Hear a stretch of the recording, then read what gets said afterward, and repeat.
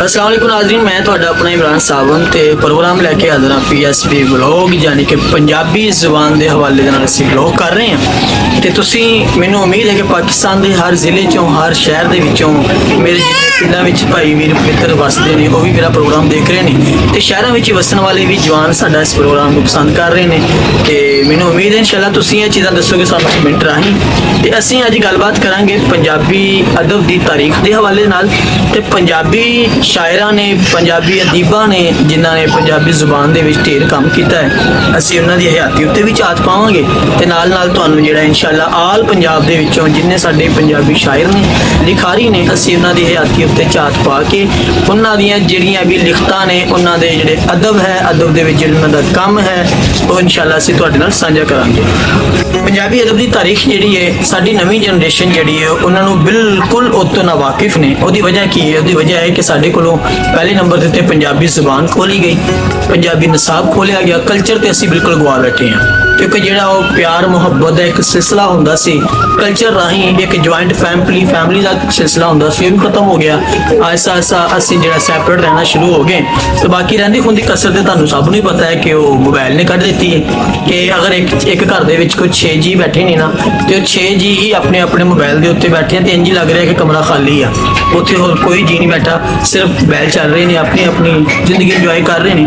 ਤਾਂ ਮੈਂ ਪੰਜਾਬੀ ਅਦਬ ਦੇ ਹਵਾਲੇ ਨਾਲ ਥੋੜਾ ਜਿਹਾ ਦੱਸਦਾ ਜਾਵਾਂ, ਝਾਤ ਪਾਉਂਦਾ ਜਾਵਾਂ ਤਾਰੀਖ ਦੇ ਹਵਾਲੇ ਦੇ ਨਾਲ ਕਿ ਡਾਕਟਰ ਮੋਹਨ ਸਿੰਘ ਜੀ ਹੋਰਾਂ ਦੇ ਬਾਰੇ ਮੈਂ ਗੱਲਬਾਤ ਕਰਾਂਗਾ ਕਿ ਡਾਕਟਰ ਮੋਹਨ ਸਿੰਘ ਜੀ ਹੋਰਾਂ ਨੇ, ਡਾਕਟਰ ਮੈਂ ਪੂਰਾ ਨਾਮ ਵੀ ਤੁਹਾਨੂੰ ਦੱਸਦਾ, ਡਾਕਟਰ ਮੋਹਨ ਸਿੰਘ ਦੀਵਾਨਾ ਸਾਹਿਬ। ਉਹ ਕਹਿੰਦੇ ਨੇ ਕਿ ਪੰਜਾਬੀ ਤਾਰੀਖ ਦੀ ਜਿਹੜੀ ਤਾਰੀਖ ਹੈ, ਪੰਜਾਬੀ ਅਦਬ ਦੀ ਜਿਹੜੀ ਤਾਰੀਖ ਹੈ, ਉਹ 850 ਈਸਵੀ ਤੋਂ ਲੈ ਕੇ 1450 ਈਸਵੀ ਤੱਕ ਹੈ। ਤੇ ਉਹਦੇ ਵਿੱਚ ਜਿਹੜਾ ਪਹਿਲਾ ਵੇਲਾ ਹੈ ਉਹ ਨਾਥ ਜੋਗੀਆਂ ਦਾ ਵੇਲਾ ਆਖਿਆ ਜਾਂਦਾ ਹੈ। ਨਾਥ ਜੋਗੀਆਂ ਦਾ ਵੇਲਾ ਆਖਿਆ ਜਾਂਦਾ ਹੈ। ਤੇ ਉਸ ਵੇਲੇ ਦੇ ਵਿੱਚ ਜਿਹੜੇ ਸ਼ਾਇਰ ਸੀਗੇ, ਉਸ ਵੇਲੇ ਦੇ ਜਿਹੜੇ ਲਿਖਾਰੀ ਸਨ, ਮੈਂ ਉਹਨਾਂ ਦਾ ਵੀ ਜ਼ਿਕਰ ਕਰਦਾ ਜਾਵਾਂ। ਉਹਨਾਂ ਵਿੱਚ ਪਹਿਲਾ ਨਾਮ ਬਾਬਾ ਗੁਰੂ ਗੋਰਖ ਨਾਥ ਜੀ ਹੋਰਾਂ ਦਾ ਆਉਂਦਾ ਹੈ। ਉਸ ਤੋਂ ਬਾਅਦ ਚੌਪਟ ਨਾਥ ਜੋਗੀ ਜੀ, ਜਿਨ੍ਹਾਂ ਨੂੰ ਚੁਰੰਗੀ ਨਾਥ ਵੀ ਆਖਿਆ ਜਾਂਦਾ ਸੀ, ਤੇ ਰਤਨ ਨਾਥ, ਇਹਨਾਂ ਨੇ ਕੁਝ ਗ੍ਰੰਥ ਰਚੇ ਨੇ ਪੰਜਾਬੀ ਦੇ ਵਿੱਚ। ਤੇ ਇਹਨਾਂ ਤੋਂ ਬਾਅਦ ਜਿਨ੍ਹਾਂ ਸ਼ਾਇਰਾਂ ਦਾ ਜ਼ਿਕਰ ਕੀਤਾ ਗਿਆ ਹੈ, ਸਭ ਤੋਂ ਪਹਿਲਾਂ ਮਸੂਦ ਹੋਰਾਂ ਦਾ ਨਾਮ ਹੁੰਦਾ ਹੈ। ਤੇ ਮਸੂਦ ਹੋਰਾਂ ਦੇ ਬਾਰੇ ਆਖਿਆ ਜਾਂਦਾ ਹੈ ਕਿ ਮਹਿਮੂਦ ਗਜ਼ਨਵੀ ਦੇ ਹੁਕਮ ਤੇ ਮਹਿਮੂਦ ਗਜ਼ਨਵੀ ਦੇ ਦੌਰ ਵਿੱਚ ਇਹ ਲਾਹੌਰ ਦੇ ਹਾਕਮ ਸੀਗੇ, ਠੀਕ ਹੈ ਜੀ। ਤੇ ਇਹਨਾਂ ਨੇ 12 ਮਹੀਨੇ ਲਿਖੇ ਸੀ ਪੰਜਾਬੀ ਦੇ ਵਿੱਚ। ਉਸ ਤੋਂ ਬਾਅਦ ਅਸੀਂ ਆਏ ਨੇ ਚੰਦ ਬਰਦਾਈ ਸਾਹਿਬ ਦਾ ਤਲਕ ਲਾਹੌਰ ਤੋਂ ਸੀ ਤੇ ਬਾਬਾ ਫਰੀਦ ਸ਼ਕਰਗੰਜ ਜੀ ਹੋਰਾਂ ਨੇ ਪੰਜਾਬੀ ਸ਼ਲੋਕ ਕਹੇ ਨੇ, ਉਹਨਾਂ ਤੋਂ ਤੁਸੀਂ ਵੀ ਸਾਰੇ ਸੱਜਣ ਮਿੱਤਰ ਵਾਕਿਫ ਹੋ। ਤੇ ਸਾਡੇ ਸਿੱਖ ਵੀਰ ਵੀ ਇਸ ਚੀਜ਼ ਨੂੰ ਮੰਨਦੇ ਨੇ ਕਿ ਜਿਹੜੇ ਉਹਨਾਂ ਦੇ ਅਸ਼ਲੋਕ ਗ੍ਰੰਥ ਦੇ ਵਿੱਚ ਸ਼ਾਮਿਲ ਨੇ, ਸਭ ਦੁਨੀਆ ਜਾਣਦੀ ਹੈ। ਤੇ ਬਾਬਾ ਫਰੀਦ ਸ਼ਕਰਗੰਜ ਜੀ ਹੋਰਾਂ ਨੇ ਅਸ਼ਲੋਕ ਕਹੇ ਨੇ। ਤੇ ਖਾਜਾ ਅਮੀਰ ਖੁਸਰੋ ਜੀ ਹੋਰਾਂ ਦਾ ਵੀ ਨਾਮ ਆਉਂਦਾ ਹੈ ਪੰਜਾਬੀ ਦੇ ਹਵਾਲੇ ਦੇ ਨਾਲ, ਕਿਉਂਕਿ ਉਹਨਾਂ ਨੇ ਪੰਜਾਬੀ ਬੁਝਾਰਤਾਂ ਲਿਖੀਆਂ, ਬਹੁਤ ਸਾਰੀਆਂ, ਢੇਰ ਲੋਕ ਵਾਕਿਫ ਨੇ ਉਹਨਾਂ ਤੋਂ।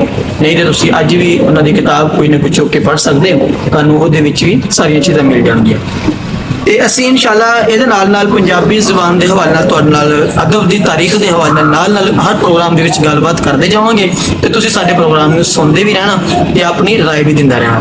ਪਰ ਅੱਜ ਮੈਂ ਜਿਸ ਹਸਤੀ ਦੇ, ਜਿਸ ਸ਼ਖਸੀਅਤ ਦੇ ਬਾਰੇ ਗੱਲਬਾਤ ਕਰਨਾ ਚਾਹ ਰਿਹਾ, ਉਹਦਾ ਵੀ ਤਾਰਫ ਆਪਣੇ ਇਸ ਪ੍ਰੋਗਰਾਮ 'ਚ ਕਰਵਾਉਣਾ ਚਾਹੁੰਦਾ ਹੈ। ਉਹਨਾਂ ਦਾ ਤਲਕ ਸਾਹੀਵਾਲ ਦੀ ਧਰਤੀ ਨਾਲ ਹੈ। ਤੇ ਤੁਸੀਂ ਵੀ ਜਾਣਦੇ ਹੋ ਕਿ ਸਾਹੀਵਾਲ ਦਾ ਕਿਸੇ ਵੇਲੇ ਇੱਕ ਪੁਰਾਣਾ ਨਾਮ ਜਿਹੜਾ ਸੀ ਉਹ ਮਿੰਟ ਗੁਮਰੀ ਸੀ, ਜਿਹੜਾ ਕਿ ਅੱਜ ਵੀ ਅਸੀਂ ਫੈਸਲਾਬਾਦ ਦੇ ਵਿੱਚ ਜਿਸ ਵੇਲੇ ਘੰਟਾ ਘਰ ਕੋਲ ਜਾਂਦੇ ਆ ਤੇ ਉੱਥੇ ਜਿਹੜੇ 8 ਬਾਜ਼ਾਰ ਨੇ, ਉਹਨਾਂ ਦੇ ਵਿੱਚੋਂ ਇੱਕ ਬਾਜ਼ਾਰ ਦਾ ਨਾਮ ਹੈ ਮਿੰਟ ਗੁਮਰੀ। ਤੇ ਉਹ ਇਸ ਚੀਜ਼ ਦੀ ਨਿਸ਼ਾਨਦੇਹੀ ਕਰ ਰਿਹਾ ਕਿ ਜਿੱਧਰ ਨੂੰ ਮਿੰਟ ਗੁਮਰੀ ਬਾਜ਼ਾਰ ਹੈ, ਉਧਰਲੀ ਸਾਈਡ ਤੇ ਨੂੰ ਮਿੰਟ ਗੁਮਰੀ ਦਾ ਸ਼ਹਿਰ ਆਂਦਾ ਹੈ। ਮੇਰੀ ਮੁਰਾਦ ਹੈ ਸਾਹੀਵਾਲ। ਤੇ ਸਾਹੀਵਾਲ ਦੀ ਤਾਰੀਖ ਦੇ ਉੱਤੇ ਇਨਸ਼ਾਅੱਲਾ ਅਸੀਂ ਫਿਰਕ ਦੀ ਗੱਲ ਕਰਾਂਗੇ।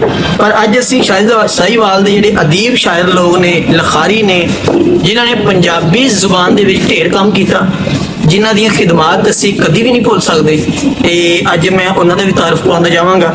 ਨਾਲ ਆਪਣੇ ਸੱਜਣਾ ਮਿੱਤਰਾਂ ਨੂੰ ਇਹ ਵੀ ਦੱਸਦਾ ਜਾਵਾਂ ਕਿ ਉਸ ਧਰਤੀ ਦੇ ਨਾਲ ਜੁੜੇ ਹੋਏ ਜਿਹੜੇ ਪੰਜਾਬੀ ਦੇ ਵੱਡੇ ਨਾਮ, ਜਿਨ੍ਹਾਂ ਨੇ ਅੱਜ ਵੀ ਮਾਸ਼ਾਅੱਲਾ, ਅੱਜ ਵੀ ਅਸੀਂ ਕਿਸੇ ਮੁਸ਼ਾਇਰੇ ਨੂੰ, ਮੈਂ ਸਮਝਣਾ ਕਿ ਉਹ ਮੁਸ਼ਾਇਰੇ ਵਿੱਚ ਨਾ ਹੋਣ ਤੇ ਉਹ ਮੁਸ਼ਾਇਰੇ ਦੀ ਰੌਣਕ ਹੀ ਨਹੀਂ ਬਣਦੀ। ਸਾਹੀਵਾਲ ਦਾ ਹਿੱਸਾ ਨਹੀਂ ਸ਼ਾਮਲ ਹੁੰਦਾ।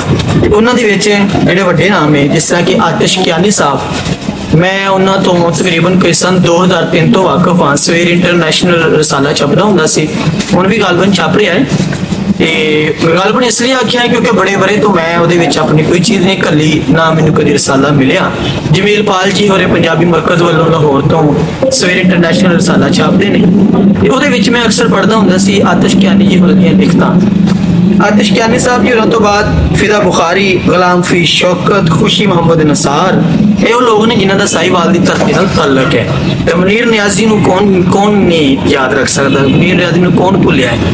मुनीर नियाजी का नाम किहनूं याद है? मुनीर नियाजी का ताल्लुक भी काफ़ी उन्होंने वक्त जिहड़ा है गौरमेंट कॉलेज दे विच बकायदा पढ़ाया भी है, ਤੇ ਉਹਨਾਂ ਦਾ ਤਾਲੁਕ ਸਾਹੀਵਾਲ ਦੇ ਨਾਲ ਰਿਹਾ।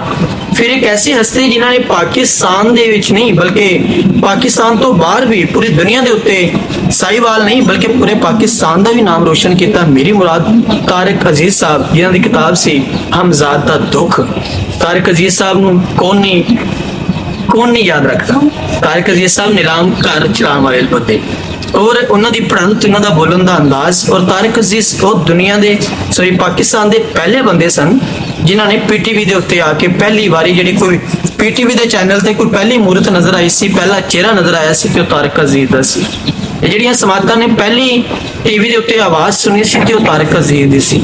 भरवीं आवाज़, खूबसूरत अपने लबो लहजे के मालिक, खूबसूरत चेहरे के मालिक, खूबसूरत परसनैलिटी के मालिक तारिक अजीज सन। इसे ही धरती के नाल जुड़िया हुआ एक बहुत बड़ा नाम।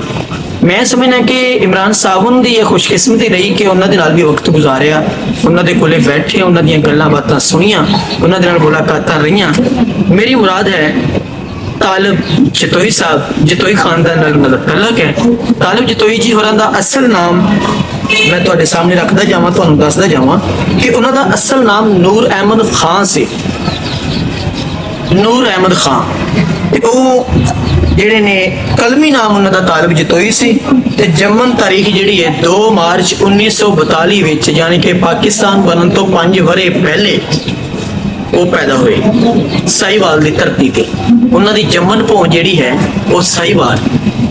ਫਿਰ ਉਸ ਤੋਂ ਬਾਅਦ ਉਹਨਾਂ ਦੀ ਮਾਸ਼ਾਅੱਲਾ ਢੇਰ, ਮੈਂ ਉਹਨਾਂ ਨੂੰ ਪੜ੍ਹ ਰਿਹਾ ਸੀ ਤੇ ਉਹਨਾਂ ਨੇ ਇੱਕ ਬੜੀ ਸੋਹਣੀ ਗੱਲ ਕੀਤੀ ਕਿ ਤਾਲੀਮ ਦੇ ਹਵਾਲੇ ਨਾਲ ਉਹਨਾਂ ਦੇ ਬਾਰੇ ਲਿਖਿਆ ਗਿਆ ਕਿ ਵੀ ਤਾਲੀਮ ਜਿਹੜੀ ਹੈ ਉਹ ਕਹਿੰਦੇ ਅਜੇ ਤੱਕ ਪੂਰੀ ਨਹੀਂ ਹੋਈ। ਬਾਕੀ ਉਹਨਾਂ ਦੀ ਗੱਲ ਬਹੁਤ ਵਧੀਆ ਗੱਲ ਹੈ ਕਿ ਜ਼ਿੰਦਗੀ ਬੰਦੇ ਦੀ ਖਤਮ ਹੋ ਜਾਂਦੀ ਹੈ ਪਰ ਇਲਮ ਹਾਸਲ ਕਰਦਿਆਂ ਇਲਮ ਨਹੀਂ ਹੁੰਦਾ ਬੰਦੇ ਨੂੰ। ਇਲਮ ਪੂਰੀ ਹਯਾਤੀ ਬੰਦਾ ਹਾਸਲ ਨਹੀਂ ਕਰ ਸਕਦਾ। ਇਲਮ ਦੀ ਅਸੀਂ ਕਦੇ ਵੀ ਨਹੀਂ ਕਹਿ ਸਕਦੇ ਕਿ ਜੀ ਮੈਂ ਤਾਲੀਮ ਹਾਸਲ ਕਰ ਲਈ ਹੈ। ਸਾਨੂੰ ਤੇ ਹਮੇਸ਼ਾ ਹਰ ਮੋੜ ਦੇ ਉੱਤੇ ਹਰ ਪੈਰ ਤੇ ਜਿਹੜਾ ਹੈ ਨਾ ਤਾਲੀਮ ਦੀ, ਇਲਮ ਦੀ ਲੋੜ ਪੈਂਦੀ ਰਹਿੰਦੀ, ਇਸ ਲਈ ਬੰਦਾ ਕਦੀ ਵੀ ਮੁਕੰਮਲ ਨਹੀਂ ਹੁੰਦਾ। ਤੇ ਦੂਸਰੀ ਗੱਲ ਮੈਂ ਤੁਹਾਨੂੰ ਦੱਸਦਾ ਜਾਵਾਂ ਕਿ ਉਹਨਾਂ ਦੇ ਪੇਸ਼ੇ ਦੇ ਹਵਾਲੇ ਨਾਲ ਮੈਂ ਗੱਲ ਕਰਾਂਗਾ। ਉਹਨਾਂ ਨੇ ਕਿਹਾ ਜੀ ਬਾਬੇ ਆਦਮ वाला पेशा। मैं पहले एक बार तो सोची पै गया कि बाबे आदम का पेशा की सी। फिर मैं जो थोड़ी जी अपनी नज़र दौड़ाई तो मैनू याद आया कि हाँ बाबे आदम का पेशा खेतीबाड़ी से, क्योंकि सब तो पहला खेतीबाड़ी ही की गई। तो इन्हों का भी खेतीबाड़ी के नाल बाई बीजी के नाल तलक सीगा ते बड़ा इन्हों का काम है। ਇਹਦੇ ਵਿੱਚ ਤੇ ਕੰਮ ਧੰਦੇ ਦੇ ਹਵਾਲੇ ਨਾਲ ਉਹ ਆਖਦੇ ਨੇ ਆਪਣੇ ਸ਼ੇਰ ਰਾਹੀਂ ਕਿ ਅਵਲ ਉਮਰੇ ਦਰਸ਼ਨ ਕਰਕੇ ਕਿਸਮਤ ਦਾ ਮੈਂ ਗੁਰਬਤ ਨੂੰ ਰਾਠਾਂ ਤਰ੍ਹਾਂ ਹੰਡਾਇਆ ਹੈ। ਮੈਂ ਤੇ ਉਹਨਾਂ ਨੂੰ ਆਪਣੀ ਹਯਾਤੀ ਦੇ ਵਿੱਚ ਉਹਨਾਂ ਨੂੰ ਵੇਖਿਆ ਜਿਸ ਵੇਲੇ ਉਹ ਜਿਉਂਦੇ ਸਨ। ਅੱਜ ਵੀ ਜਿਉਂਦੇ ਨੇ, ਆਪਣੀਆਂ ਅੱਖਰਾਂ ਰਾਹੀਂ, ਆਪਣੀਆਂ ਲਿਖਤਾਂ ਰਾਹੀਂ, ਆਪਣੀਆਂ ਗੱਲਾਂ ਰਾਹੀਂ ਸਾਡੇ ਦਿਲਾਂ 'ਚ ਵਸਦੇ ਨੇ ਔਰ ਹਮੇਸ਼ਾ ਵਸਦੇ ਰਹਿਣਗੇ। ਤੇ ਉਹਨਾਂ ਨੂੰ ਮੈਂ ਜਦੋਂ ਵੇਖਿਆ ਨਾ ਕਿ ਚਿੱਟੇ ਰੰਗ ਦੀ ਪੱਗ ਬੰਨੀ ਹੋਈ ਹੈ ਤੇ ਆਹ ਉਹਨਾਂ ਦੀ ਮੁੱਛ ਹੈ ਤੇ ਮਾਸ਼ਾਅੱਲਾ ਕੱਦ ਕਾਠ ਵੀ ਵਾਵਾ ਲੰਮਾ ਚੌੜਾ ਸੀ। ਪਰ ਅਸੀਂ ਤੇ ਉਹਨਾਂ ਨੂੰ ਉਸ ਵੇਲੇ ਵੇਖਿਆ ਨਾ ਜਿਸ ਵੇਲੇ ਉਹ ਕਹਿ ਲਓ ਕਿ ਅਡੇੜ ਉਮਰ ਦੇ ਵਿੱਚ ਸੀਗੇ, ਬੁਢਾਪੇ ਵਿੱਚ ਆ ਚੁੱਕੇ ਸੀ। ਪਰ ਬੁਢਾਪੇ ਦੇ ਬਾਵਜੂਦ ਵੀ ਉਹਨਾਂ ਦੀ ਪਰਸਨੈਲਿਟੀ ਮਾਸ਼ਾਅੱਲਾ ਬੜੀ ਖੂਬਸੂਰਤ ਸੀ। ਜਿਸ ਤਰ੍ਹਾਂ ਕਿ ਤੁਸੀਂ ਸਕਰੀਨ ਦੇ ਉੱਪਰ ਤਸਵੀਰ ਦੇਖ ਰਹੇ ਤੁਹਾਨੂੰ ਨਜ਼ਰ ਆ ਰਹੀ ਹੋਣੀ ਹੈ। ਤੇ ਮੈਂ ਇਹ ਤੁਹਾਨੂੰ ਦੱਸਦਾ ਜਾਵਾਂ ਕਿ ਉਹਨਾਂ ਦਾ ਅਦਬੀ ਕੰਮਕਾਰ ਜਿਹੜਾ ਹੈ, ਅਦਬ ਦੇ ਵਿੱਚ ਉਹਨਾਂ ਦਾ ਪਹਿਲਾ ਸ਼ੇਰੀ ਪਰਾਗਾ ਜਗਰਾਤੇ ਦਾ ਥਲ, किताब का नाम सी जगराते दा थल। ते दूसरा नज़म परागा सी चानन दी हड्ड बीती, नज़म परागा उन्हां दा चानन दी हड्ड बीती। ते तीसरा परागा गज़ल परागा सी बोलदा कोई नहीं। जिस तरह कि अजकल माहौल बनया होया साडे आसे पासे के बोलदा कोई नहीं, ਇਹ ਉਹਨਾਂ ਨੇ ਕਈ ਵਰੇ ਪਹਿਲੇ ਕਿਤਾਬ ਮੰਜ਼ਰੇ ਆਮ ਤੇ ਲੈ ਕੇ ਆਂਦੀ ਸੀ।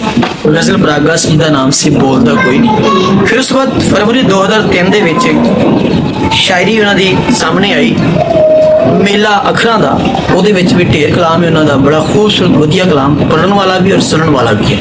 ਮੇਰਾ ਮਕਸਦ ਹੈ ਕਿ ਜਿਹੜਾ ਬੰਦਾ ਪੜ੍ਹੇਗਾ ਤੁਹਾਨੂੰ ਸੁਣਾਏਗਾ ਤੇ ਤੁਹਾਡੇ ਕੰਨਾਂ ਨੂੰ ਚਸ ਦੇਗੀ ਉਹਨਾਂ ਦੇ ਕਲਾਮ ਜਿਹੜਾ ਹੈ। ਤੇ ਉਸ ਤੋਂ ਇਲਾਵਾ ਉਹਨਾਂ ਨੇ ਢੇਰ ਸੇਵਕ ਅਵਾਰਡ ਹਾਸਲ ਕੀਤੇ ਤੇ ਔਰ ਵਾਕਈ ਉਹਨਾਂ ਨੇ ਆਪਣੀ ਹਯਾਤੀ ਜਿਹੜੀ ਹੈ ਰਾਠਾਂ ਵਾਂਗੂ ਹੰਡਾਈ ਹੈ। ਤੇ ਇਸੇ ਤਰ੍ਹਾਂ ਹੀ 12 ਦਸੰਬਰ 2019 ਨੂੰ ਇਸ ਅਦਬੀ ਵਿਹੜੇ ਨੂੰ ਸੁੰਝਾ ਕਰਕੇ ਇਸ ਦੁਨੀਆ ਤੋਂ ਚਲਾਣਾ ਕਰਕੇ ਤੇ ਉਹਨਾਂ ਦੀ ਘਾਟ ਜਿਹੜੀ ਹੈ ਪੂਰੀ ਹਯਾਤੀ ਅਸੀਂ ਪੂਰੀ ਨਹੀਂ ਕਰ ਸਕਦੇ, ਪਰ ਉਹਨਾਂ ਦਾ ਕੰਮ ਜਿਹੜਾ ਹੈ ਉਹ ਇਨਸ਼ਾਅੱਲਾ ਪੂਰਾ ਹੀ ਰਹੇਗਾ। ਉਹਦੀ ਵਜ੍ਹਾ ਕਿ ਉਹਨਾਂ ਨੇ ਆਪਣੀ ਜ਼ਿੰਦਗੀ ਦਾ ਬਹੁਤ ਸਾਰਾ ਹਿੱਸਾ ਜਿਹੜਾ ਹੈ ਅਦਬ ਨੂੰ ਦਿੱਤਾ ਹੈ ਔਰ ਅਦਬੀ ਸੇਵਕ ਰਹੇ ਨੇ। ਤੇ ਮੈਨੂੰ ਚੰਗੀ ਤਰ੍ਹਾਂ ਯਾਦ ਹੈ ਕਿ ਫੈਸਲਾਬਾਦ ਦੇ ਵਿੱਚੋਂ ਪੰਜਾਬੀ ਅਦਬੀ ਸੇਵਕ ਕੋਲੋਂ ਉਹਨਾਂ ਦੀ ਕਿਤਾਬ ਨੂੰ ਬਲਕਿ ਉਹਨਾਂ ਨੂੰ ਲਾਈਫ ਅਚੀਵਮੈਂਟ ਅਵਾਰਡ ਦਿੱਤਾ ਗਿਆ ਸੀ, ਹਯਾਤੀ ਦਾ ਅਵਾਰਡ 2018 ਵਿੱਚ ਲੈ ਕੇ ਗਏ ਸੀ। ਤੇ ਫਿਰ ਉਸ ਤੋਂ ਬਾਅਦ ਜਿਸ ਵੇਲੇ 2019 ਦੇ ਵਿੱਚ ਇਹ ਖਬਰ ਮਿਲੀ ਤੇ ਤਾਲਬ ਜਤੋਈ ਸਾਹਿਬ ਇਸ ਦੁਨੀਆ ਤੋਂ ਚਲਾਣਾ ਕਰ ਗਏ ਨੇ ਤੇ ਬਹੁਤ ਸਾਰੀਆਂ ਉਹਨਾਂ ਨਾਲ ਪਿਆਰ ਕਰਨ ਵਾਲੀਆਂ ਅੱਖਾਂ ਭਿੱਜੀਆਂ ਹੋਈਆਂ ਛੱਡ ਕੇ ਉਹ ਸਾਡੇ ਕੋਲੋਂ ਦੂਰ ਚਲੇ ਗਏ। ਪਰ ਰਿਸ਼ਤਾ ਰਾਹੀਂ, ਆਪਣੀਆਂ ਕਿਤਾਬਾਂ ਰਾਹੀਂ, ਆਪਣੇ ਕੰਮ ਰਾਹੀਂ ਉਹ ਹਮੇਸ਼ਾ ਸਾਡੇ ਦਿਲਾਂ 'ਚ ਵਸੇ ਰਹਿਣਗੇ, ਹਮੇਸ਼ਾ ਸਾਨੂੰ ਯਾਦ ਰਹਿਣਗੇ। ਇਹਦੇ ਨਾਲ ਹੀ ਸਾਨੂੰ ਦਿਓ ਇਜਾਜ਼ਤਾਂ। ਇਨਸ਼ਾਅੱਲਾ ਅਸੀਂ ਅਗਲੀ ਮਰਤਬਾ ਅਗਲੇ ਪ੍ਰੋਗਰਾਮ ਦੇ ਵਿੱਚ ਇਸੇ ਵਲੌਗ ਦੇ ਵਿੱਚ PSB ਵਲੌਗ ਪੰਜਾਬੀ ਵਲੌਗ ਜਿਹੜਾ ਹੈ ਸਾਡਾ, ਇਹਦੇ ਵਿੱਚ ਤੁਹਾਨੂੰ ਮੈਂ ਇਨਸ਼ਾਅੱਲਾ ਅਗਲੀ ਕਿਸੇ ਸ਼ਖਸੀਅਤ ਦੇ ਨਾਲ ਤੁਹਾਡਾ ਤਾਰਫ ਕਰਵਾਵਾਂਗਾ, ਅਗਲੀ ਇੱਕ ਸ਼ਖਸੀਅਤ ਦੇ ਬਾਰੇ ਗੱਲਬਾਤ ਕਰਾਂਗੇ। ਤੇ ਉਦੋਂ ਤੱਕ ਸਾਨੂੰ ਦਿਓ ਇਜਾਜ਼ਤਾਂ। ਮਿਲਦੇ ਹਾਂ ਅਗਲੇ ਪ੍ਰੋਗਰਾਮ 'ਚ। ਰੱਬ ਸੁਣਨ ਦੇ ਹਵਾਲੇ। ਰੱਬ ਰੱਖਾ।